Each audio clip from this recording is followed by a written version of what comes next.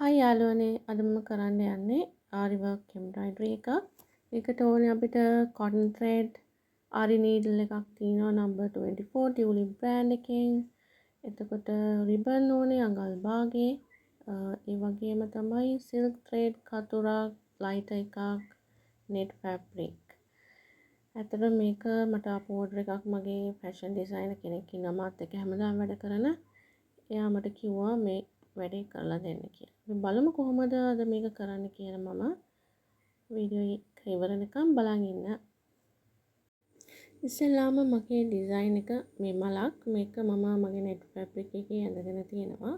මම දැන් කරන්න යන්නේ මේ Aari work එකෙන් මේ outline එක දිගේ සම්පූර්ණයෙන්ම මහ ගන්න යන්නේ මේ needle එකෙන්.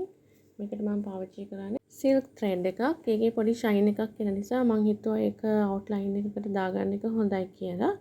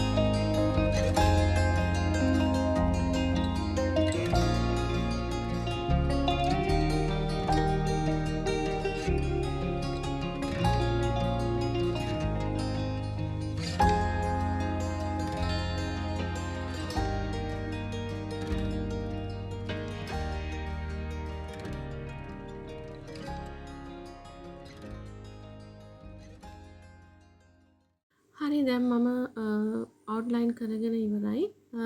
ඔයාලට පේනවා මම නිකන් ඉරිරි වගේ වෙන ලස්සන ඩිසයින් එකක් එක තමයි පෙත් ඉවර කරේ. දැන් අපි කරන්නේ මේ රිබන් එක ඇටච් කරන්න යන්නේ.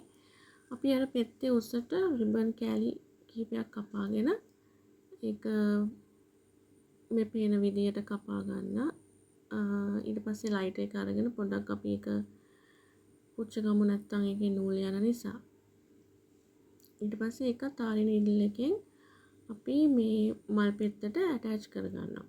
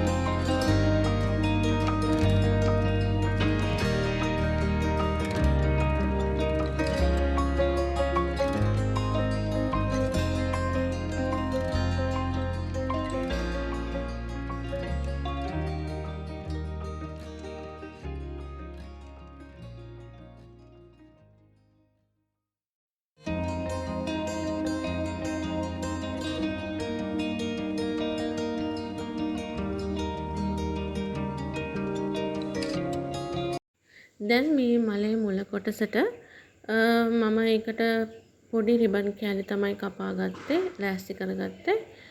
දැන් බලමු අපි ඒක කොහොමද මේ නීඩල් එකෙන් අල්ලගන්නේ කියලා.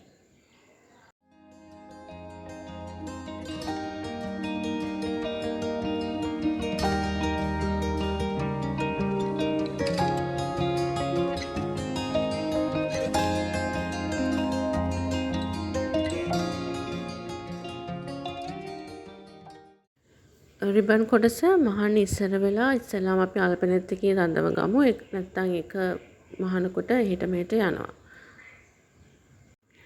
පෙති වටේට අවුට්ලයින් කරගත්ත විදියටම මේ රිබන් එක උඩේ මේ නැමුම් පාර දිගේ අපි මහනවා. ටිකක් හැබැයි චුට්ටක් පරිස්සමෙන් කරන්න ඕනේ.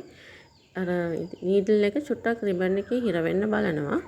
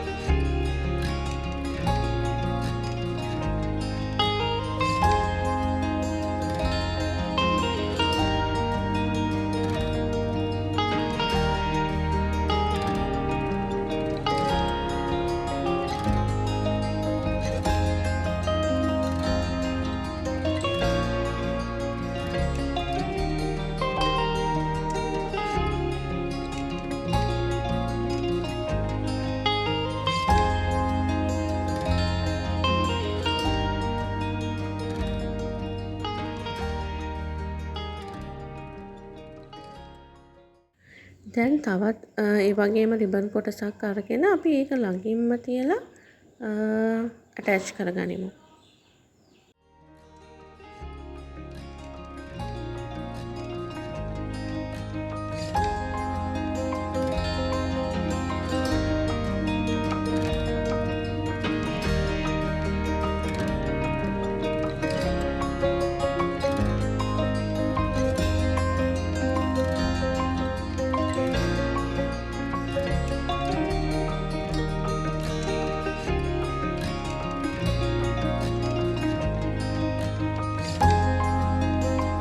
මේ මල සම්පූර්ණයෙන්ම රිබන් වලින් මම කව කරගන්නේ නැහැ. ඒක අතරමැද්දට මම කඩ් බීඩු දාන්න හිතාගෙන ඉන්නවා. අපි ඒක කරන විදිහත් දැන් ඉස්සරහදී පෙන්නනවා. ඒක බලා ගන්න.